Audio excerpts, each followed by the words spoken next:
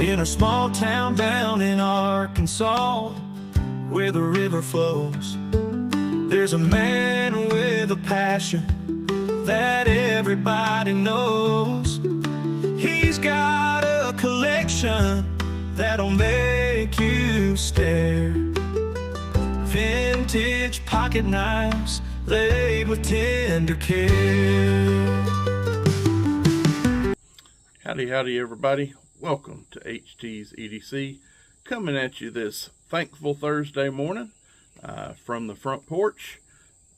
We got a bluebird sky going this morning. We are shooting this one about 12 minutes of 10, and it is already warming up quite nicely out here.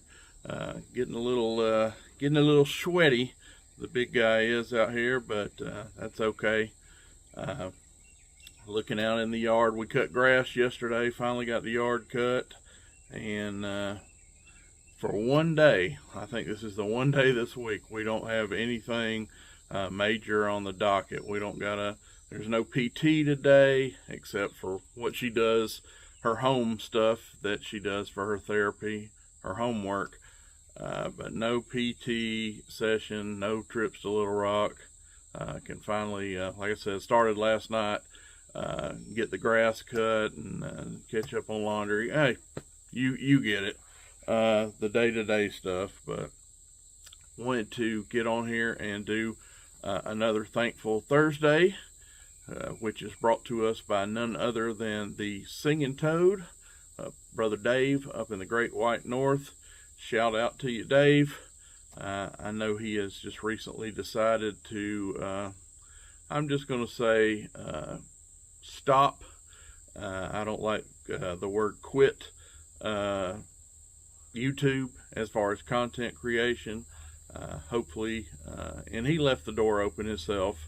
Hopefully we'll see Dave back again, but right now he is taking a break from the content creation, and we respect you for that, Dave. But as I said in a video the other day, he left us one of the greatest, arguably the greatest open tag that I've ever seen, and that is Thankful Thursday, because there is always something, like Brother Randy said the other morning, if you get up and you draw that first breath when you roll out of bed, there's something to be thankful for. So, and of course it goes on from there. But my point is, there's always something to be thankful for. And Dave came up with a platform, a title, an open tag, if you will, to get on here and let people know what you're thankful for, what's going on in your world that you're thankful for. So that's what we will do today. But first off, you know what we always do? We do our what you totin'. And we always start with the man upstairs, the pocket Jesus, because everybody needs a little Jesus in their life. We also, same pocket, carry our Holy Land pocket cross, which we just used a while ago. If you guys saw my prayer warrior video for Miss Stephanie Wise, if you have not, please go back. If you're of the praying mindset and you're one of our praying folk in the community, make sure you check out that video. I think it's only like 8 minutes, and I explain why we need to remember her and that family in our prayer right now. But anywho, moving on, the old Streamlight Micro Stream rechargeable flashlight in the left pocket. In the back pocket, the old Open Sea leather wallet, which houses our full Armor of God challenge coin. Never leave home without that. And last but not least, for our tote, this is like day 5. Again, I made no promises. If I could last, Brother Richter, if I could last 30 days, I just don't know. But this is day 5. If we get 10, 15, whatever, hey, that is a new record. We're on uncharted territory when we get past about 3 or 4 days with old HT on toting 1 knife. But once again, in the large maglock, I haven't got over the euphoria yet. We are toting the old clasp knife, the Parker and Sons. Is that right? Yeah, Parker and Son full stag clasp knife. Love it, love it, love it. Yeah, this is probably going to be a new rabbit hole for yours truly, and that is all bad for my pocketbook. But I am absolutely, you guys know, this is a 5 1/4 inch knife. It is the same basic, I guess you wouldn't say footprint, handprint of a folding hunter, which is, you hear the angels singing when I say folding hunter. Well, this is just about the same dimensions, weight, very heavy. It's got the heft. It's got everything that HT checks off in his boxes for a biggin. Yeah, honestly, don't know why I hadn't got one of these in the collection before now, but late to the game is better than not showing up at all. So there is that. Get a quick swig of the old Minute Maid Zero pink lemonade here on the front porch. And all right, we are going to get into my Thankful Thursday. And first of all, I'm just going to show you both things that I'm going to talk about today. We're going to talk about my good buddy, my brother from another mother, Brother Dewaine. He came by the other day and in Dewaine fashion was bearing gifts. And let's just go ahead and get this little trinket out of the way here. We'll come back to this real soon. But check this out, folks. Yep. Buck Knives, and this is a good old knife stand that he has made. Holds your knife just like that. Beautiful, beautiful, beautiful. Out of a piece of Cypress. There is his maker's mark, Cross Creek Outdoors, and he dated it July of 2025 when he made this. So when he came over the other day, he walked in the door and said, I got a prize for both of you. And this was actually my wife's prize. So, yeah, Dewaine, all you did is you just made us go to war over this little thing. Because he knows I'm Mr. Buck. But anyway, this was a gift to Mrs. T. But I think we'll be sharing it here at the Terry compound. But look at that, just got the old school logo, got the guy hammering, forging, you know, beating out a knife on the old stump there, the anvil. Just love it. Beautiful, beautiful knife stand. And that was the same day he brought over the duck. The duck meat, the duck fillets, breasts, for me. So he gave old fat boy some food, which is, you know, always welcome. Probably shouldn't be as welcome as much from the looks of me. I can say that, you can't. But he brought me over some duck fillets. Actually, he knew I had company. He came over, wanted to meet my friends from Florida. In the past, we just never lined up, and I wanted those two people to meet because they are two of my best friends, God-fearing, awesome friends of mine, and I knew they would hit it off, and they did. So anyway, he comes over and blesses us up with basically dinner that night with some good old duck breast, and gave this to Mrs. T. So, just an awesome fella. I am so proud to see his channel growing like it is, and I knew it. I knew it when he, would make that plunge and get on here in front of the camera. You guys would fall in love with him, and I am so proud to call him a friend and now a co-creator. So shout out. I am thankful for Dewaine, my friendship with brother Dewaine, and that is the first thing. The second thing, as you may have seen in a couple of little teasers, HT's done got a new knife. And this is not just a knife.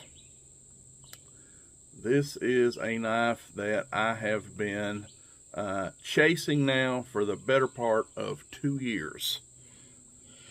That's right. I don't throw the term grail around lightly. But this particular knife that's about as close as, if you want to call a grail piece, a grail knife, as I get. I have hunted this, and I've came close on 2 or 3 different occasions over the last 2 years of acquiring this little ditty, but something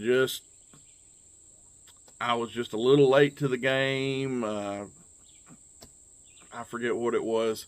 I didn't tell one person, hey, before you trade that or sell that, give me first dibs. And they were like, oh man, I would have absolutely, gave you first shot. Those kind of things. The stars just didn't all align. But anyway, you guys probably know this knife. This is the good old 35 Cattle knife, GEC. Says so here on this main blade. Has the old longhorn there, Cattle knife. And this is, I don't think this is just opinion. I think this can be substantiated with facts. This is one of the more highly sought after Great Eastern cutleries there is. Very popular knife. This is, of course, here's the old tube it came in. Give y'all a look at that. Tiddywit cutlery, cattle knife, top quality, American wrench knife, 1095 carbon steel, all that. But here is one of the things I really love. Oxblood jigged bone. This is just, and I don't know with my lighting out here, it's probably not going to come through. But this is just some deep, deep, dark red. It kind of lightens up just a little bit on the ends, but they call this oxblood bone. And look at that jigging. God, I gotta get this in the light where y'all can see this jigging. This jigging on this particular model, it is completely horizontal, real uniform jigging that they do. Just absolutely a stunner. Of a Stockman, if I hadn't said the Stockman pocket knife. And folks, I looked one up the other day, a current price, and this knife on the secondary market, if you're not lucky enough to catch one on a drop, which is like catching lightning in a bottle or something, to catch a GEC on a drop, and then especially one. It just even takes that up when it's a real popular pattern. It even gets more egregiously hard to acquire. So I think I saw one last night, this knife on there for like $699, $700. Come on. And I'm gonna be honest with you folks, listen to me when I tell you this. The components used, yes, I find this beautiful. Yes, I love the components. But at the end of the day, it is carbon steel and it's some bone. Throw in some nickel silver and some brass. They're just not worth that money. And somebody's going to push back on me. How are you going to tell me what it's worth? I'm not trying to tell you what it's worth. I'm just telling you the value, the components used. A traditional pocket knife that is a production knife. Now I know GEC is as close to maybe a custom knife as you're going to get from production. They go station to station. They have some awesome handy people there that do, you know, this one has this job and he's been at it 10 years. What I'm saying is they do them right, but at the end of the day, this is a production knife, and it is not a custom. And I'll just say it like this, and I think I speak for a lot of people when I say it. You know, feel free to push back on me in the comments. Don't tell me what to spend. And I'm not telling you what to spend. I'm telling you what what HT's saying. A production slip joint knife just isn't worth $700. Not for bone, brass, and nickel silver, and some 1095 carbon steel. It's just not. So, that being said, that is why I have not just in that 2 years went out and bought one. I mean, occasionally you find them, especially like on the pages, the GEC or the traditional pocket knife Facebook pages. Occasionally you'll find one of these for $350, which is still high, still more than whoever initially bought this knife on the drop. But okay, $300, $350, maybe, but $600, $700, $800, no, not for me. Never for me. Not gonna happen. Not for a traditional pocket knife made out of these components. But anyway, I get off that soapbox. Got this in on a trade, so there was no cash money even swapped out. Had to give up something to get this. I had to give up something pretty epic for my collection, but you know, you don't get epic if you don't trade epic, you know what I'm saying? So anyway, I am stoked to finally have one. As you can see, it's got a little, if I get up here in the light, there's some patina, some graying started on this. This has been used some before, but take you through all the blades. I mean, no blade loss on any of the blades. Scary sharp. Kudos to the person who sent it to me. I won't say your name. I ain't sure if you would want me to. If he shows his end, he has showed his end of the trade on Instagram and hasn't said my name, so I'm gonna do the same thing. We won't say who I got it from, but you have my permission if you want to on your end. He hasn't so far, so I'm not. But anyway, he has got off on a tangent. Came to me razor sharp, so golf clap. If you had been running this some, it came to me hair. I'm not talking about shaving sharp. It's a difference when you go on there and you see those little hairs just jump off your arm. There's a difference between hair shaving and hair jumping. This was hair jumping sharp, so very cool. Obviously he knows how to maintain and put an edge on a pocket knife, so that is always a good thing. But what else is there to say that probably hadn't already been said about a 35 cattle knife? 3.75 inches overall. Listen to this snap. Awesome. This is what it looks like. Let me do it in my left hand. Always does better in my left. So 3.75 on my mitts. That's kind of getting close to my Mendoza. But as you can see, I'm wiggling, I'm jiggling. I'm not cramping my fingers together, and I'm comfortably on this knife. And honestly, I could come on up here to this little finger guard and pretty much have a whole bolster coming out the back. But if I'm just, like I say, loosey-goosey, I'm 4-finger all day long on it. And it's pretty broad. That's another thing I like about this. Goodness gracious. Take in the what we would call back springs. Look at that, folks. Absolutely seamless. GEC folks can make a traditional pocket knife, no doubt about it. They make some works of art. Need to learn one of those artisans at the final thing before you put them in the box. Somebody needs to be taught how to sharpen your knives, but we won't get on that again. I digress. But everything else about their pocket knives is probably industry leading. It is, at least for American. For American made pocket knife, are these good? No, they're better than good. They are tip top. So are they worth the money? Are they worth sitting at a computer or on your telephone when they have a drop at 12 o'clock and refresh and planning your whole day around a drop that you're probably still not going to hit anyway, even though you're there at 12 o'clock and refreshing? Are they worth all that? To a lot of people, probably no, and I get it.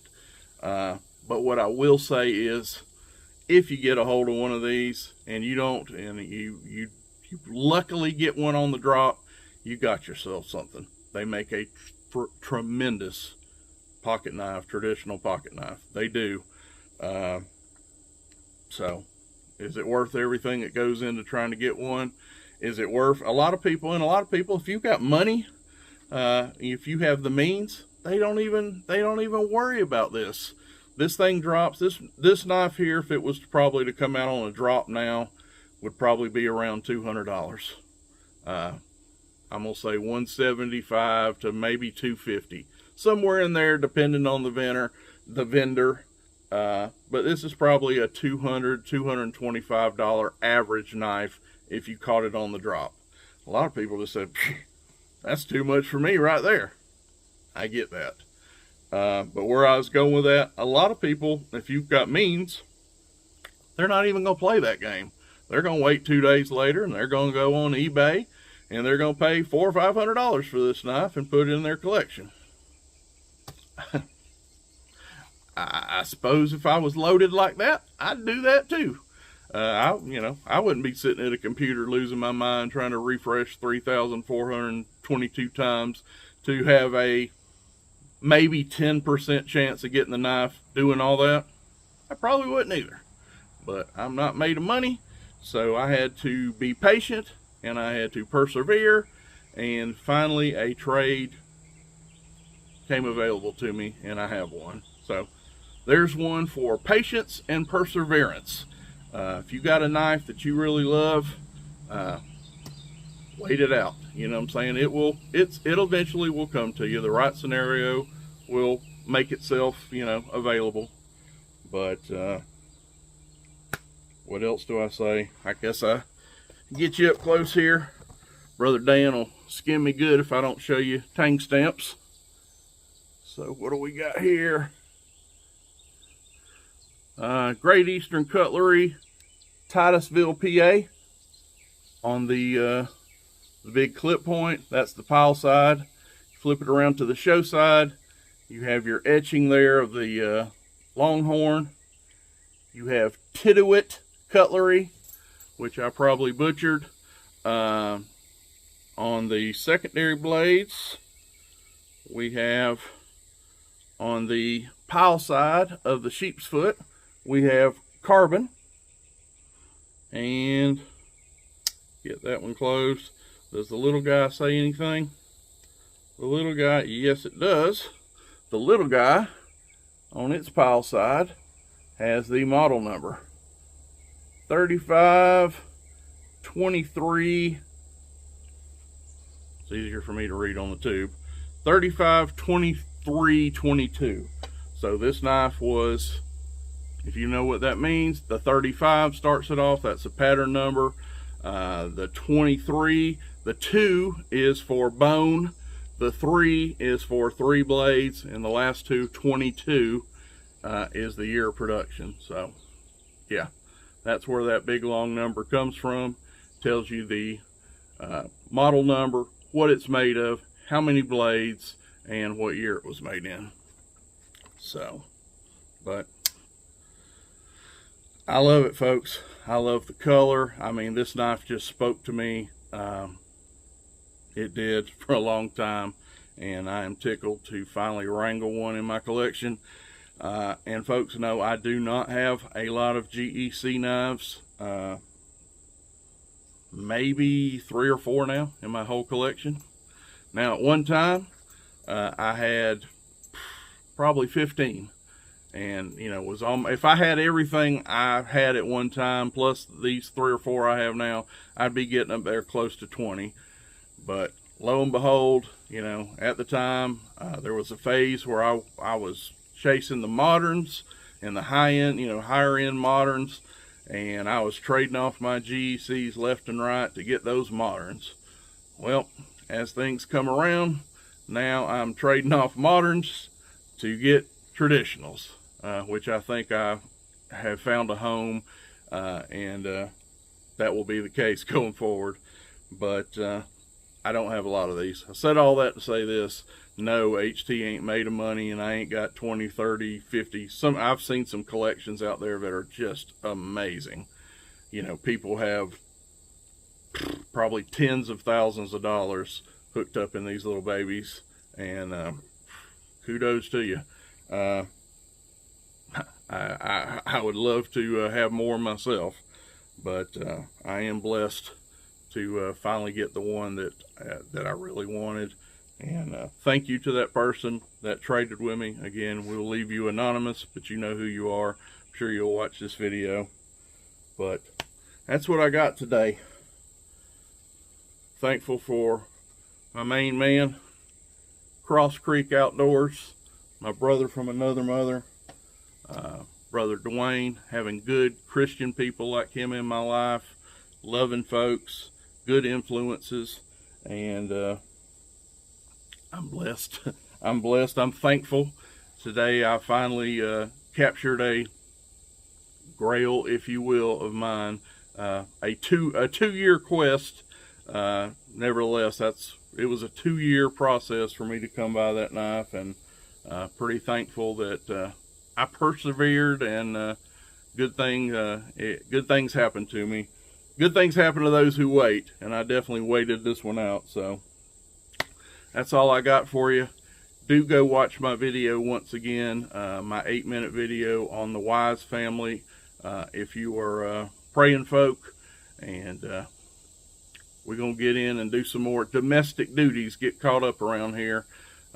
So till we see you again, I love you. God bless. I'm HT, and I'm out. Buck Knives gleaming under that old porch light. He'll tell their stories deep into the night. Reviews and torture tests, it's a sight to see.